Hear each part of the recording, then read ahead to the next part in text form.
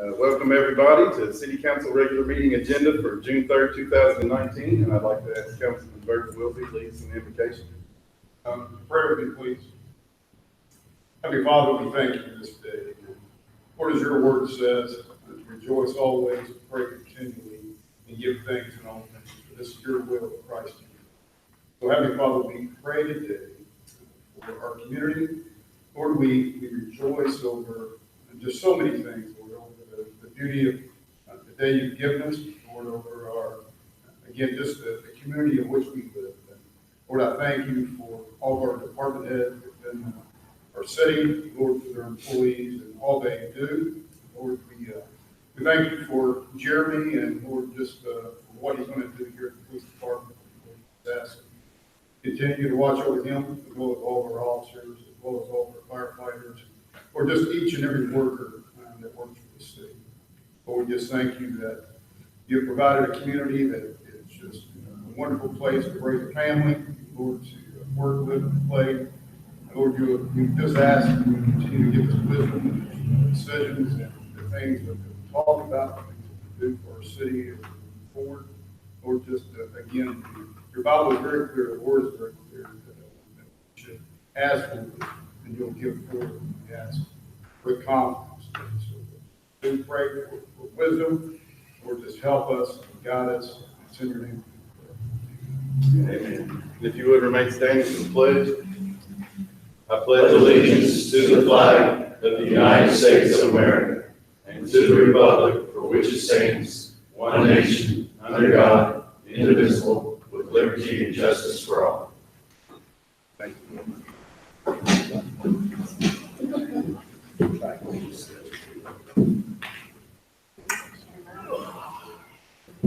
Okay, we're going to start with the approval of minutes of May 20th, 2019. Need a motion and a second. So moved. Second. All in favor? Aye. All opposed? Our first presentation will be Mr. Stacy Reynolds from the Heritage Council.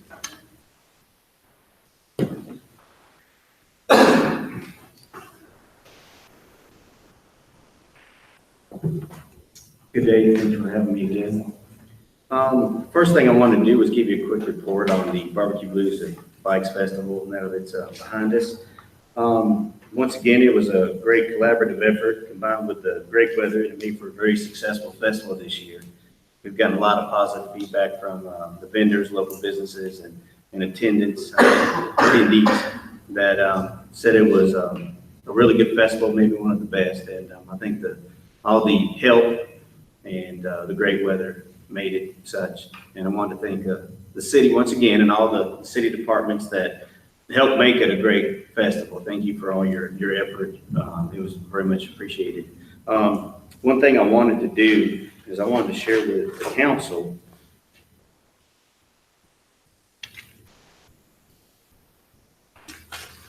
these numbers aren't final, but this is kind of it's fairly accurate. There's a couple items we're missing, but it's a financial impact report for the festival, just to kind of give you an idea of what we were able to, I guess, collect through the festival for some of our local nonprofit organizations. And I'll go down through that real quickly. We donated $1,000 to the American Legion, $500 to the Women's Auxiliary. The E-Town Band Boosters received $4,000. They provided a number of volunteers at the beer tent, as well as did the cleanup on Sunday. And they did a really great job on that cleanup. I just wanted to point that out. We appreciate the help that they did. And so we were able to throw some money their way for their efforts. This year we were able to collect $6,000 from the bike ride for the WHAS Crusade for Children, which was a record as well. State Theater received about $13,000. Brown Pusey House, $4,300. I don't have the totals on the sales from the Brown Pusey House on their bourbon garden. So they had some additional revenue they collected from that as well. And then the Heritage Council, what we kept for that, brings the net impact and net income and impact on local nonprofits to just over $57,000. I believe when we get everything in, it's going to show it over $60,000 that we were able to collect from this festival. And once again, it's not possible. It wasn't for all the help that we received on it. So I do thank you once again for that. One item that wasn't included on there, as I know the Hardin County History Museum, that they provided some alcohol beverages through Boundary Oak Distillery. And they did tell me that they had a pretty good day in Boundary Oak. We'll be making donations to both the Heritage Council as well as the History Museum from sales on that day as well. So that'll help that number go up a little bit. And then the last item, there's a number of vendors and downtown businesses who had a great day of sales because of the extra traffic that were downtown. I've talked to a couple of businesses downtown who said they had record sales days that day, and others who may not have been record days, but they said they were really good sales days for them. So the impact was greater than what this report shows, but as you can see, there's a lot of funds that are generated for a lot of good organizations. And once again, just thanks for everybody who helped out with that event.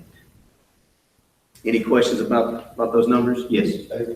I was down there kind of late in the afternoon, say 4:30, Yes. 5 o'clock. Some of the vendors were out of food. Right. Which is, I know that's a good thing because we want them to sell out because we want them to have a successful day. Yep.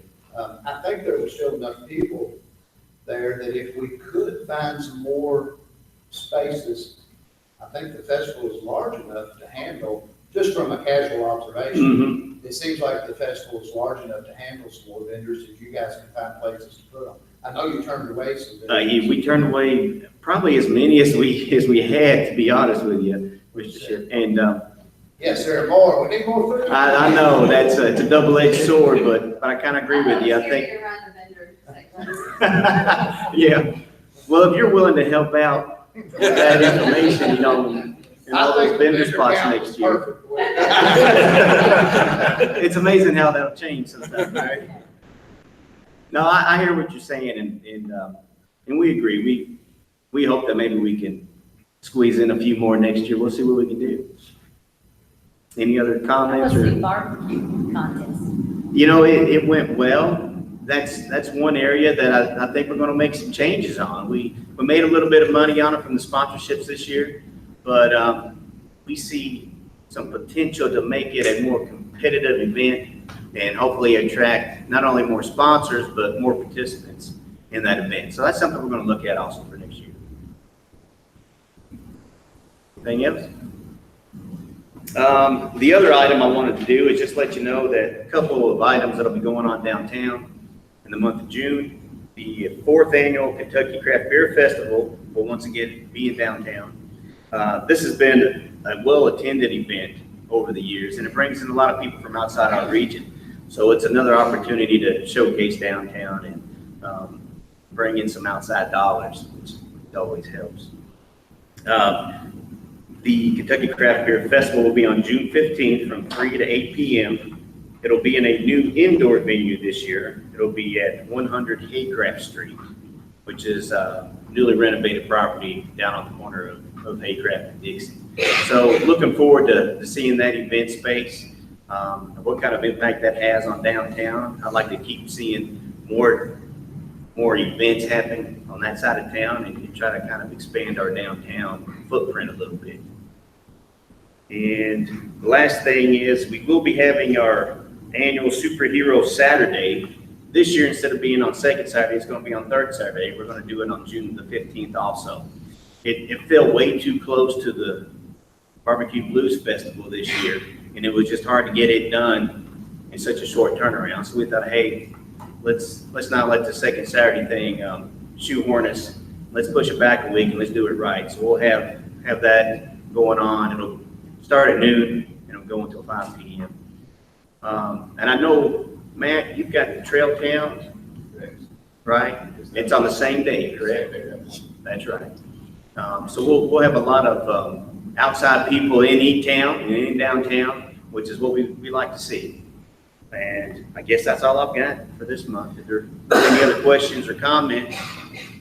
I saw earlier this morning, Stacy, that we had a Good Day Live, a lot of the interviews downtown. Right. So I thought it was really good. It was a fun day, and I liked having that spotlight on us. And I think we're going to probably see a little bit more of that as time goes by. Hey, you look like a natural on that interview they did with Wicked Eye Woman, by the way. I watched that live. It was really early, and I have very little recollection of what was even going on. Good job, Tracy. All right. Appreciate it. Thank you. Thanks, Jim. That brings up presentation of the budget, which is by me.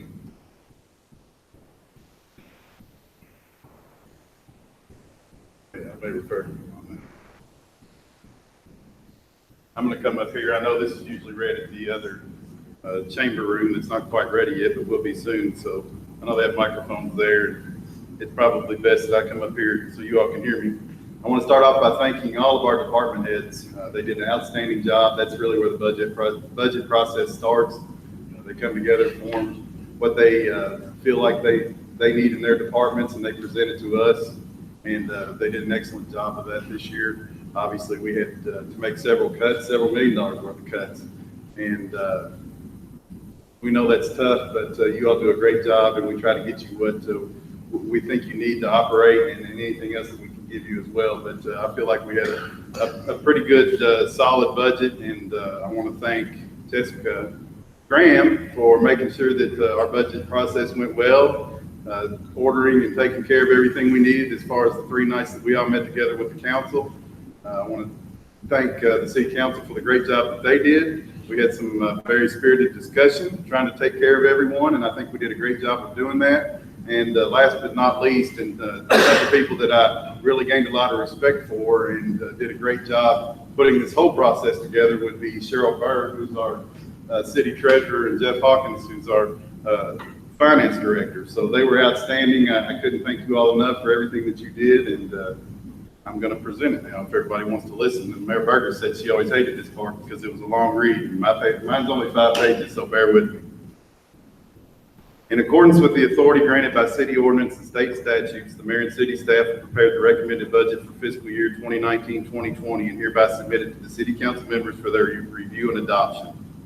This proposed operating budget includes appropriations for expenditures totaling $70.1 million for the operation of general government, debt service, sewer and gas utilities, and the Tourism and Convention Bureau, and is $1.2 million up from last year's budget of $68.9 million.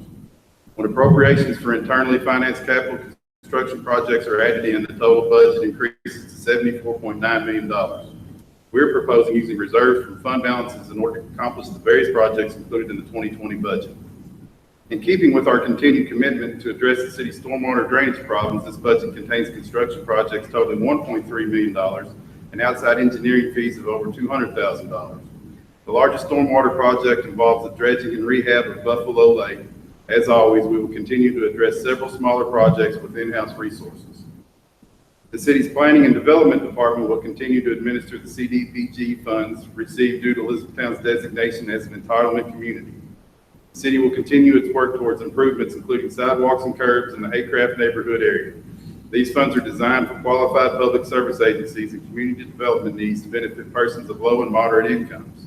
In addition, $125,000 has been allocated for downtown redevelopment. These funds may be used for property acquisition, sidewalk improvements, facade grants, or any other expenses that may arise in the enhancement of the heart of our town. $115,000 has been appropriated to update the city's comprehensive plan for consideration of future development. The fire department budget contains adequate funding for operations in fiscal year 2020.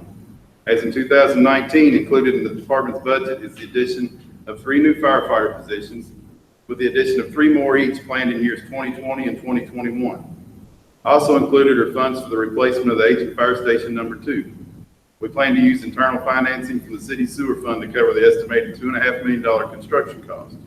While the total budget for the department has increased, we feel the safety of our citizens is worth the added cost. The total budget for the fire department is $6 million, of which $3.9 million is provided by insurance premium tax revenues, and the balance comes from the general fund. The police department budget has been set at $7.4 million. Included is funding for the purchase of 6 patrol vehicles as part of the city's fleet replacement program. We've appropriated funds for the addition of 3 new police officer positions and 1 new ambulance position. The police department will continue its community-based programs, including DARE, the Citizens Police Academy, the Cadet Program, Trunk or Treat, Coffee with the Cop, and a Teen Citizens Police Academy. The city will continue to administer the grant monies for the Greater Hardin County Narcotics Task Force and provide its share of the staff as called for by the interlocal agreement that established the unit. Excuse me. This is an extremely successful and vital program, and every effort will be made by the city to keep it in place in the future. The city realizes the value of school resource officers in the school system and the positive effect they have on our youth. Along with existing officers at both Elizabethtown and Central Hardin High Schools, we have included funding for an additional school resource officer to be placed at TK Stone Middle School. Alcohol regulatory and licensing fees are projected to generate $1,016,000 in the upcoming year. These monies will be used to fund 8 existing police officers' salaries and benefits, 1 new patrol car, and the operation of the city's ABC department. The police department expends more overtime involving joint efforts with state ABC investigators, as well as an increased emphasis in the areas of education, enforcement, and prosecution of any matters concerning alcohol abuse. Additionally, these funds will be used for some of the community outreach efforts, including the DARE program. Springhaven and CASA. Funds are also appropriated to assist with the enforcement and prosecution of alcohol-related offenses with assistance provided to the county attorney and Commonwealth attorney's offices. The Public Works Department plans to supplement its street paving program with $500,000 from the general fund. This funding, combined with monies allocated in the Municipal Aid Road Fund, will provide $1 million for resurfacing projects, salt purchases, and restriping next year. The Street Department has requested $160,000 for a tandem dump truck and $200,000 for a replacement brush loader. Phase 1 of the new public works facilities was completed in 2018, and Phase 2 will be completed in the first quarter of 2020. Phase 3 is budgeted to begin in the spring with completion in the 2021 fiscal year. The funds for the construction of this facility will be equally split between the general sewer and natural gas funds. No new long-term debt is proposed for this construction. Generally accepted accounting standards dictate that room tax and restaurant tax revenues collected and turned over to the Tourism Bureau for disbursement be included in the general fund. Restaurant tax monies will be used for debt service on the Elizabethtown Sports Bar bond issues. In 2010, the City Council approved the issuance of $28.5 million in bonds for this project to be issued in a series of 3 separate issues. Total annual debt service on 3 bond issues is approximately $1.6 million. In 2019, the City Council and Tourism Bureau agreed to transfer operations of the Elizabethtown Sports Park to the Tourism Bureau. Tourism will be responsible for all operating and capital expenditures of the park beginning July 1st, 2019. The city maintains ownership of the park facilities. Revenues from the restaurant tax and the room tax are projected to be approximately $3.4 million and $760,000 respectively. The city's general fund will once again provide the appropriations for the operation of the city parks and recreation programs. $500,000 has been included for 5 new tennis courts at Freeman Lake Tennis Complex to replace the deteriorating courts on University Drive. The city's water park continues to be very successful, opening to near capacity each day of the summer. It will be staffed by seasonal personnel of up to 32 people, including 20 lifeguards to protect the patrons of the park. City staff will look to increase opportunities for the youth of Elizabethtown by designing and implementing new programs for all ages. Pritchard Community Center, a gathering place for all of our citizens, will be undergoing necessary renovations in 2020. $2.3 million has been included for updates to the restrooms, lobby, front entries, sewer piping, grease trap, exterior brick repair, and a generator transfer switch for those unfortunate times when the center must be used as an emergency shelter. This project will be internally financed with sewer and natural gas funds. In our ongoing efforts to offer special events that enhance the quality of life for our citizens, we will expand our programs for Cruising the Heartland, the Wine Festival, our Christmas activities, and the annual concert series. The city-owned Historic State Theater will be updated and more events, movies, and programs will be provided. Work continues on several large construction projects with funds provided by the Water and Sewer Construction Fund. These projects include Bush Lane rehab and lift station improvements. Monies for lift station replacement and improvements totaling $150,000 have also been set aside. And finally, the wastewater treatment plant will update their SCADA control system at a cost of $120,000. The natural gas fund has been budgeted $270,000 for capital improvements. The expenditures will include improvements to the storage field at Cecilia and for various line extensions, including upgrades and new developments. The gas rates will continue to be adjusted on a monthly basis, with the only monthly variable being the price of wellhead gas increases and decreases that will be passed on to end users based on our weighted average cost of gas rate methodology. This methodology has two components, one being the cost of gas and another being a flat rate that is added to each MCF of consumption. The challenge facing the city that began in 2019 continues in 2020. The increased required pension payment grows each year.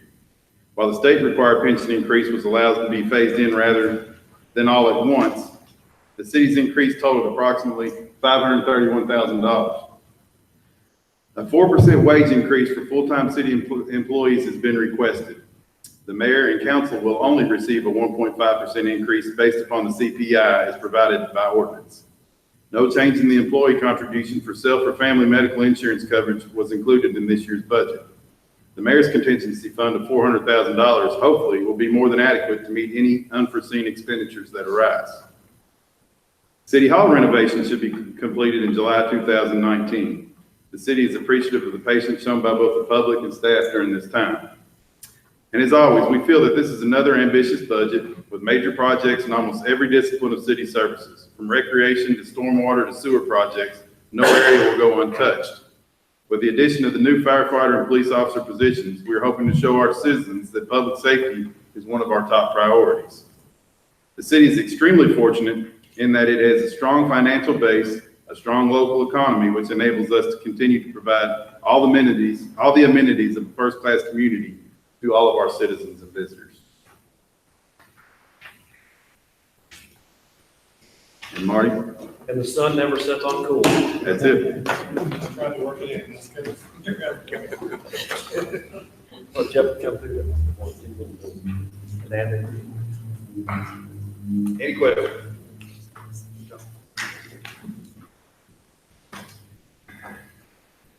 Okay, so that'll bring us to our next order of business, and that is an appointment. Appointment of Charlie Bryant to the Historic Preservation Commission for a term to expire on June 30th, 2022. Now we put Mayor and Charlie back to work. You got it. I couldn't stand them just staying at the house. They've got too much stuff. That's right. Marco wanted this, didn't you? Did Charlie allow? I'm not gonna sell her out. Okay, next up, ordinance, second reading. Ordinance number 12, 2019, amending the official zoning map of property located at 100 Robin Brook Boulevard. Motion and second. Motion read. Second. All in favor? Opposed? Ordinance number 12-2019, an ordinance for the city of Elizabethtown, Kentucky, amending the official zoning map for property located at 100 Robin Brook Boulevard from high-density residential R6 to neighborhood commercial C2. This ordinance was first read on May 20th, 2019. Motion to adopt. Second. All in favor? Aye. Opposed?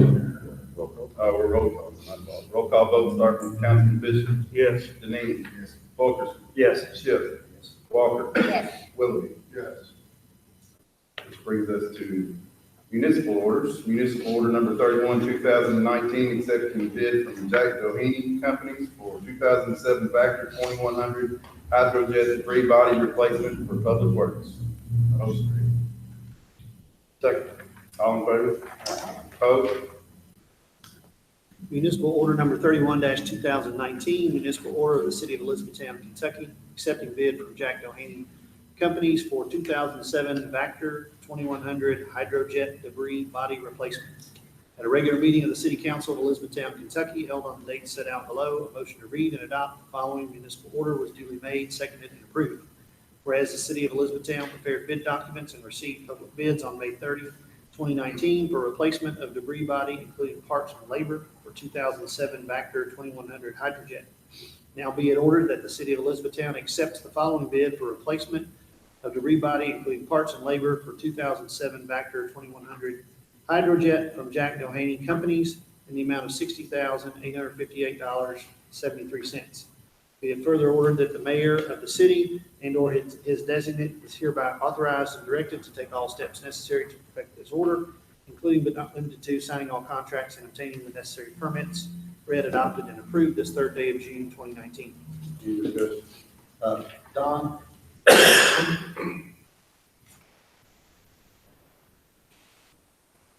Just a curious question. What kind of use will we get out of this? Well, it's a 2007 Sterling vehicle, cabin chassis, and it's got 23,000 miles on it. And it's just the nature, the environment, the internal environment of the debris body. What it is, it's used to clean sewers and vacuum sewer lines or any other catch basins, anything like that. And it's multi-use. Well, I made a mistake. I did exactly what I'm sure you've already done. I started looking at the price of somewhat newer pieces of equipment, and you can't touch anything less than $250,000. Correct. And that's a 5 to 8 year old truck with the same kind of body and everything on it. But the mistake I made was, you know how the internet tracks your movements. Now that I've been looking at sewers, I'm afraid what I'm going to start showing up in my email inbox. No telling what you're going to start That's seeing. exactly right. But in any event, I was hoping we'd get quite a bit of life still in the. Yes, it is. I'm hoping at least 12 years. Isn't it interesting to know that the only people that will touch that and put a bid in on that are the people that, I mean, there's just no secondary market for any of those kind of things. Well, you take a chance of getting outside of the tolerances of manufacturer specifications. We could have got some local bids, maybe some fabricating shops to do the body, but there is hydraulics, there's piping, there's racks, there's screens. There's a whole lot more than just welding a body and setting that. So they have to remove it, they fabricate it, they install it, and then there's a guarantee with that. Last question, how long will it take? It will take 3 months, 95 days, I believe is what the bid said. Yeah. So what we'll do, we'll go ahead and we'll place the order tomorrow. If you all approve it tonight, we'll place the order tomorrow, and then when they move along, then we'll send the truck. It'll go to Indianapolis, I believe. And if you saw in the memo, Doheny Companies, that's the exclusive vendor in that type of equipment, Kentucky territory. So that's why we only got one bid. You'd like to see more, but we kind of knew that going into it.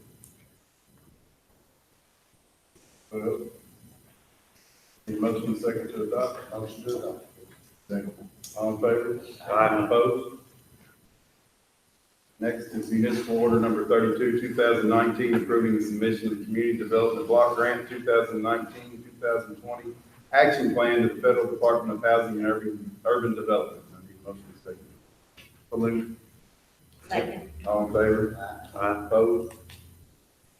Municipal order number 32-2019, municipal order of the city of Elizabethtown, Kentucky, approving the submission of the Community Development Block Grant 2019-2020 action plan to the Federal Department of Housing and Urban Development. Whereas the Elizabethtown City Council desires to operate a community development program under the guidelines of the Federal Department of Housing and Urban Development, HUD, Community Development Block Grant Program. And whereas the Elizabethtown City Council desires to comply with all statutes and laws relating to the operation of a program for the community. And whereas the Department of Planning and Development has conducted public hearings to gain input from the citizens of the community. And whereas the city of Elizabethtown has prepared the 2019-2020 action plan and consolidated plan in conformance with the procedures as outlined by HUD. Now be it ordered by the Elizabethtown City Council that the mayor or his designate is directed to submit the annual action plan 2019-2020 for improvements in the Haycraft neighborhood to HUD for approval. Further be it ordered that the city council agrees to comply with all federal requirements of the CDBG program as outlined in the certification section of the plan. Be it further ordered that the mayor of the city and or his designate is hereby authorized and directed to take all steps necessary to perfect this order, including but not limited to signing all applications, documents, and agreements. Read, adopted, and approved this third day of June 2019. Discussion. Motion and second to adopt, please. Motion. Second. All in favor? Opposed? Next, we have resolution number 1, 2019, authorizing the mayor to make application for and upon approval to enter into an agreement with Kentucky Office of Homeland Security Portable VHS radios. That motion and second read. Second. All in favor? Opposed? Resolution number 01-2019, a resolution of the City of Elizabethtown, Kentucky, authorizing the mayor to make application for and, upon approval, to enter into an agreement with the Kentucky Office of Homeland Security to execute any documents which are deemed necessary by KOHS to facilitate and administer the project and to act as the authorized correspondent for this project. This resolution also establishes procurement policy for any KOHS approved project for the fiscal year 2019 application cycle. Whereas the City of Elizabethtown, Kentucky desires to make an application for the United States Department of Homeland Security and/or Commonwealth of Kentucky funds for portable VHS radios to be administered by Kentucky Office of Homeland Security. Whereas it is recognized that an application for and approval of Kentucky Office of Homeland Security funds impose certain obligations and responsibilities upon the city. Now therefore be it resolved this third day of June 2019 by the City of Elizabethtown, Kentucky, that the mayor or his designee is hereby authorized to execute and furnish all required documentation, including a memorandum of agreement, as may be required by KOHS for the furtherance of the above referenced project and to act as the authorized correspondent for said project. For the purposes of any KOHS funded projects using fiscal year 2019 funds, the city will use the provisions of KRS 45A for the purchase of equipment and/or services. For any equipment and/or services under $20,000, 3 votes will be obtained. For any equipment and/or services that exceed $20,000, the provisions of KRS 45A will apply. Done this third day of June 2019 on motions made by council members as reflected in the city council minutes. Any discussion? Motion to adopt. Motion. Second. All in favor? Opposed? Very good. Start off with Matt Hess. Thank you very much for coming and sitting with us today. He was out of town, so we really appreciate everything that you do for us throughout the year, not just tonight. So thank you very much. No problem. Glad to be here. And tonight, 6 o'clock, reception for Chief of Police Jeremy Thompson at the State Theater from 6 to 8 p.m. If you'd like to come out, I think Chris Denham made cake and cookies, so we'll see if those are any good. But we'd love to see you, have you out there. And other than that, we're not going to go close because of that. If we can get to an adjournment, I just need a motion in a second. Motion. Second. All in favor? Opposed? Adjourned.